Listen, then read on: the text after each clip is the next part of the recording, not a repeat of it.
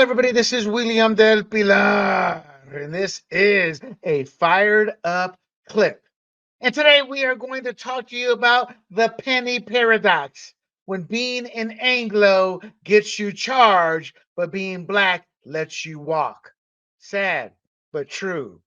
And this is a conversation that is being had all across the nation and where people are agreeing with what I'm about to tell you. But before we get to it, do not forget to like and share this clip. And don't forget to subscribe to Grumblings Media. You can find and subscribe to us at Rumble, at YouTube, as well as your traditional podcast outlets such as Spotify, Apple, and Pandora under the profile handle Grumblings Media across the board. You can also find our podcast and other forms of content at grumblingsmedia.com. Well, thank you for joining me. Let's get down to it and let us talk about well, first of all, let's start with an overview of the Daniel Penny and Jordan Neely incident. Well, first of all, this is who Daniel Penny is. Let me show you a picture of Sir Daniel. Quite a strapping man there, ex-Marine. He's let's break down the situation for you. So to give you an overview, the incident, it was May 1st, 2023. Daniel Penny, a former Marine, placed Jordan Neely in a chokehold on a New York City subway, and that led to Neely's death. Actually, I'm wrong. That did not lead to Neely's death. What led to Neely's death was the fact that the paramedics and the police refused to give him mouth to mouth because of fear of catching something. He was filthy, I guess, dirty, a druggie. They didn't want anything to do with him. That's kind of why he died. So Neely or Penny had placed him in a chokehold, and Neely had been known for his erratic behavior and had threatened passengers that day. There was a legal and public response. Penny faced charges of manslaughter and negligent homicide, sparking a national debate on self-defense. He's a hero. Everybody there profusely thanked him, including whites, Latinos, and blacks. And also, it was a black man who helped him. But regardless, the BLM movers and shakers who have never helped any black community, have never helped a black activist group, are really out to help black queers and have earned hundreds of millions of dollars they can't account for, but they do see the mansions these people have bought. Meaning people, BLM was nothing like but a grift.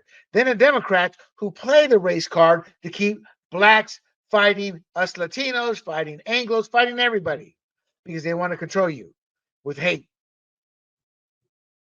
So this sparked a debate of those against people who saw him as what he was, a hero, for helping stop somebody who was threatening others and put them in danger. So his trial ended with an acquittal on the criminal charges. Obviously, the door is open for civil litigation from Neely's family, who wanted nothing to do with Neely, who had abandoned him. All of a sudden, he's like, Jordan, where are you at? That's all you hear now. They had abandoned him. They didn't want nothing to do with him. But now when there's a buck to be made, they're all in. So this this actually contrasts quite a bit in the dynamics of our nation today, specifically in terms of tribalism. Public perception of how it's seen is key to progressives wanting to win this battle. But this time they lost. So the background, obviously, that is Daniel Penny. Daniel Penny, former Marine. He served from 2017 to 2021. He was noted for his service in water survival training and as an infantry squad leader. No criminal history prior to the incident. He's described by friends and colleagues as disciplined, brave, and protective. And he has a lot of new fans that were on that subway fearing for their lives. His actions on the subway were framed by supporters as an attempt to maintain safety in the public space. Well, that's how the article framed it. We know that's how it was. Penny's defense was based on the argument that he was protecting himself and others from Neely's perceived threats. Neely said, I'm going to murder y'all. I'm going to go to jail today. I'm murder y'all. with significant public support Penny had through crowdfunding for his legal fees. Now, Jordan Neely. Here's the interesting thing about Neely that you will find very interesting. And that is when you try to find a picture of how he was on that day and other pictures of him, you can't. What you find are clean cut pictures of him doing his Michael Jackson personification. It kind of reminds me of Trayvon Martin. They refused to show him as he was at that point in time, and they showed pictures of him in eighth grade. So the media plays a part in how they want to create a narrative and they create a public perception. But Jordan Neely had an extensive criminal record, over 40 arrests, including charges for assault, criminal trespass, and transit fraud. He had a history of violence, which included incidents on the subway where he assaulted women, allegedly. He was a druggie, documented history of drug abuse, particularly synthetic marijuana K2, which contributed to his mental health issues. Here's the thing about that synthetic marijuana, like PCP, it makes you stronger. They were holding him down, him and another guy, and Neely's lifting them up off the ground. There are stories of untold strength from people who are drugged out on PCP, angel dust, and now K2. And obviously, the K2 contributed to his mental issues. Anything synthetic, I mean, hell, you put anything in your lungs, but at least it's organic. Get real weed in there. May not do you mental damage like a synthetic drug will. Sad but true. He had schizophrenia, exacerbated by his substance abuse, and it led to erratic behavior. He was a nut job. He was a loose cannon. He was on a path to destruction, a path, in my eyes, to murder, and constant repeated encounters with law enforcement. He suffered from mental illness, again, on the path towards murder, in my eyes. It was just a matter of time. An assault would eventually turn into murder. And his condition deteriorated after his mother's murder when he was 14. So this goes back a long way. This guy was not right in the mind. Remember, as I said earlier, his family abandoned him. Only now, check. Hmm. His life was a sad life. It's marked with struggle with mental health services that were inadequate to help him or were inaccessible, a family that abandoned him, left him to be on his own. You want to look at who to blame? You look square in that family's face. That is who is to blame. Then Neely. And the reason I say family first, they knew he was mentally ill. They abandoned him. That's the ugly truth. So the incident. Daniel Penny, a white former Marine, engaged with Jordan Neely, a black homeless man. That's the setup that the mainstream media, the progressive media, wants you to see. In reality, it was Daniel Penny, a former Marine, engaged with Jordan Neely, a homeless man who was drugged out of his mind and was mentally ill on a New York City subway train. And I'm not putting it in favor of Daniel Penny. That's actually how the setup is. Neely was acting erratically, making threats, and expressing the desire to die or go to jail. Maybe this was the road to murder that I was talking about that he was on. Maybe today is the day he snapped. Penny responded by putting Neely in a chokehold, and that led to Neely's demise due to compression of the neck and the first responders and the police refusing to aid him to resuscitate him.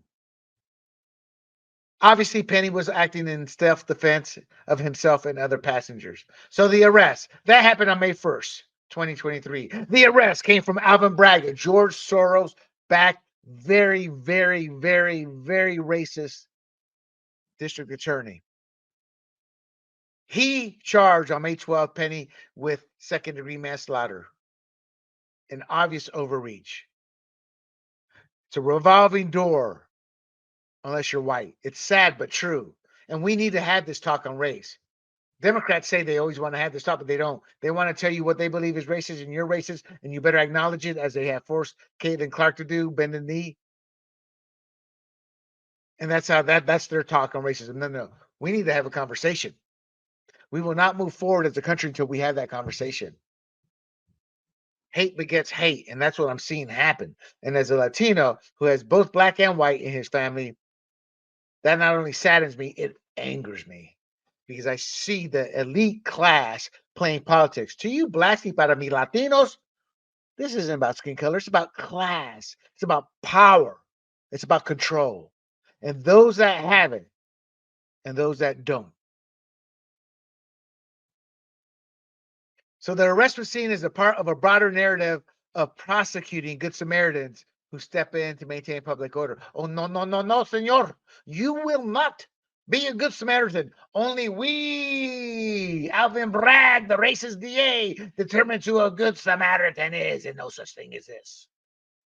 So the trial began October 21st, 2024, over a year after he was arrested.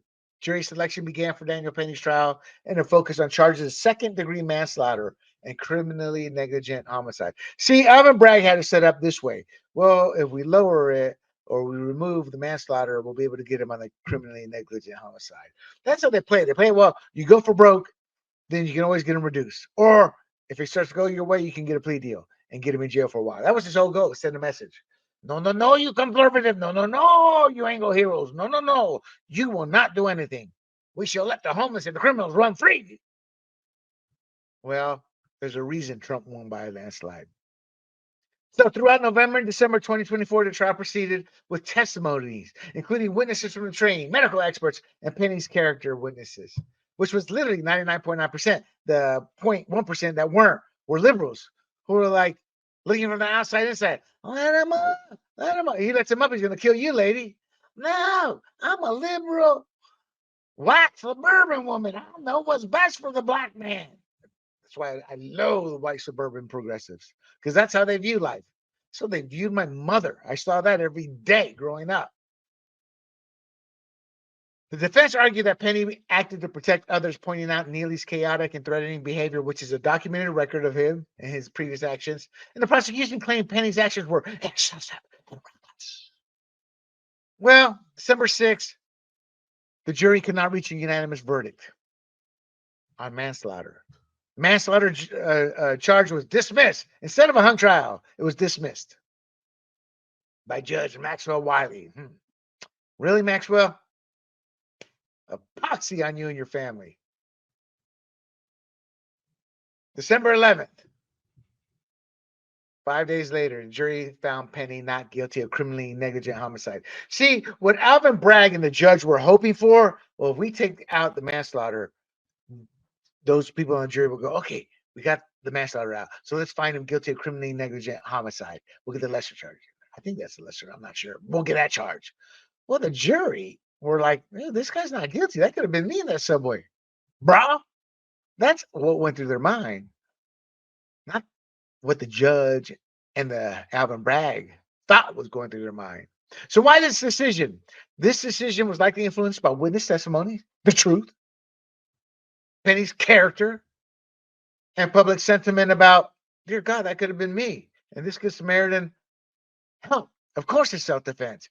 Not guilty, you wanna. Now, why do I call this race? Well, Alvin Bragg has a big history during his tenure of making everything about race. There's a reason crime is exponentially higher. He's letting other criminals out of the street. If they're Latino or black, they're out on the street. And it's sad but true. And what's happened is crime has gone up. Again, we need to have this talk on race. I don't care about race. I care about getting bad people off the street and letting good people, whether they're black, white, Asian, or what Latino, to be able to go back and forth to their jobs and live life in New York City and enjoy that lifestyle without worrying about getting killed or mugged. Alvin Bragg is just the opposite. It's as if the Soros-backed district attorneys. It's the same in Philadelphia, in Los Angeles. We just got rid of the Soros-backed district attorney. San Francisco got rid of their Soros-backed district attorney because they allowed crime to run rampant. And the only people who were supporting them were the rich, white, and black and brown elitists who don't live in those areas, mostly white. But you see, that's what I mean by it's not about color. It's about caste, about power, about enriching themselves. a lot of rich, a lot of black, a lot of rich blacks, a lot of rich Latinos, a lot of rich Asians who are away from the working class. They're the ones who are voting, pushing this in. The big donations, the lies towards the working people, so we vote these people in. So there was a similar case, and it wasn't prosecuted. And you can see this double standard with the case of Jordan Williams. Let me show you who Jordan Williams is. Now, I don't fault Jordan Williams. He should have gotten off. But what do you see the difference here? What do you see the difference there? Huh?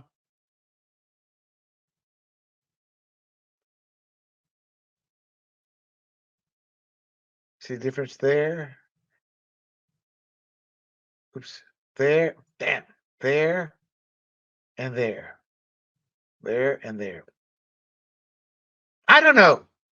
But I would, if I was a betting man, I put my money on why one got off and one didn't.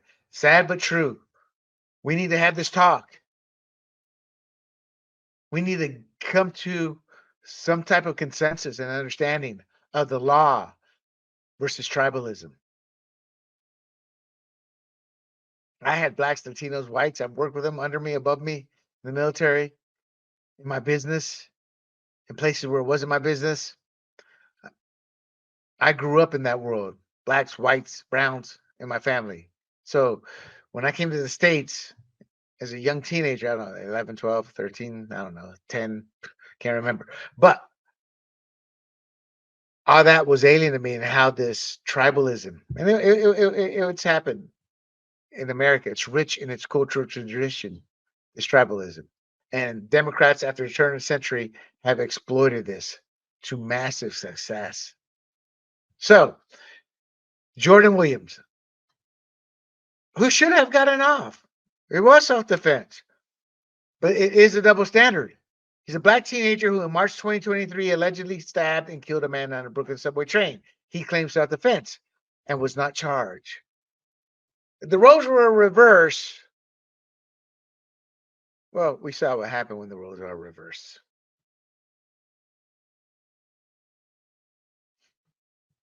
Williams was initially charged with manslaughter and criminal possession of a weapon. The grand jury declined to indict Williams, and the charges were dismissed. The hypocrisy and double standards. There's a saying in the legal world: a grand jury can indict a ham sandwich, and it's used to highlight the power and influence prosecutors have in the indictment process. They wanted Penny indicted. They did not want Williams indicted. With enough effort, prosecutors can secure an indictment for almost anything, regardless of the evidence. Ask any lawyer who's gone to court, any criminal lawyer, they'll tell you.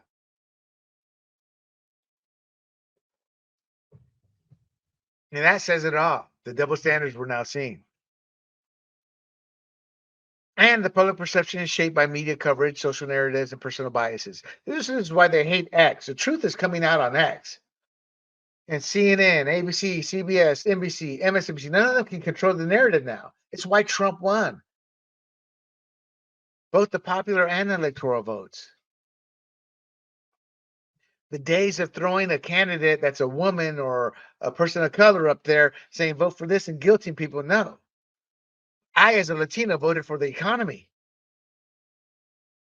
My brethren voted for Trump because of the economy. Trump's rightward shift of many black Americans in the millions was because of the economy. Because the mainstream media has lost control of the narrative.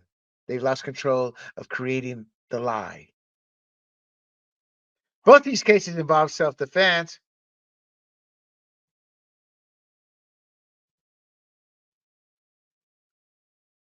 But the legal standards and interpretation of what constitutes reasonable force supposedly varied. They did not.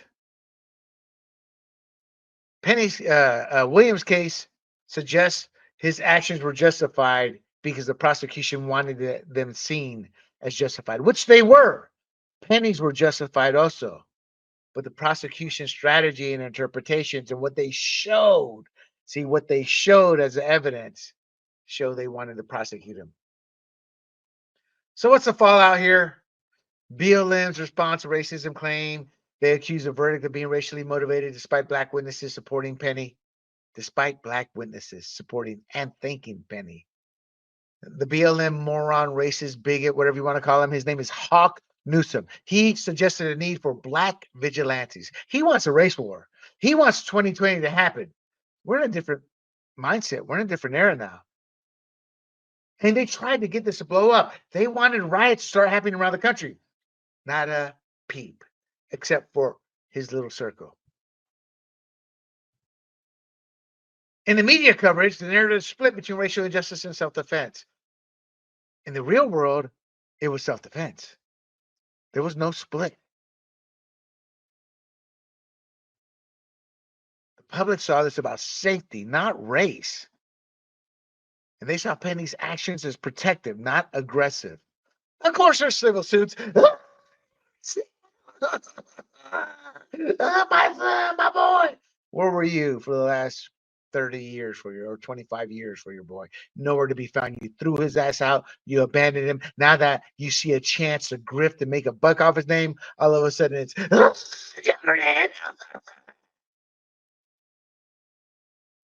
so they're suing Daniel Penny. I don't see them getting a dime. I wish he could countersue. I hope he can. Andre Zachary. That is his father, Andrew Zachary. He filed a civil lawsuit against Penny for negligence, assault, and battery, leading to his son's death. This is just an attempt to grift. All of a sudden, the Neely family has shown a high level of concern for Jordan, who before his death was estranged from them. His history of homelessness and mental health issues was compounded by his family's lack of involvement in his life, lack of being there to help their son. There's irony in the newly found activism, as it's more about capitalizing on the tragedy. Boy, that's a great Democrat mantra, isn't it? When Obama's people said it, got to capitalize on the tragedy. Don't let it go to waste. So it's more about capitalizing on tragedy than genuine concern for Neely's well-being when he was alive. He has his critics too, and that is Pastor Corey Brooks.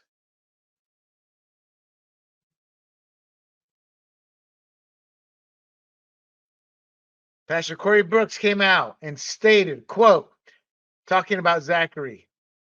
What's his name? Zachary, or Andre Zachary, talking about him. Pastor Corey Brooks states, quote, he didn't show up for Jordan. He showed up for himself. Andre Zachary was never a father in any meaningful way and does not deserve that precious title, unquote.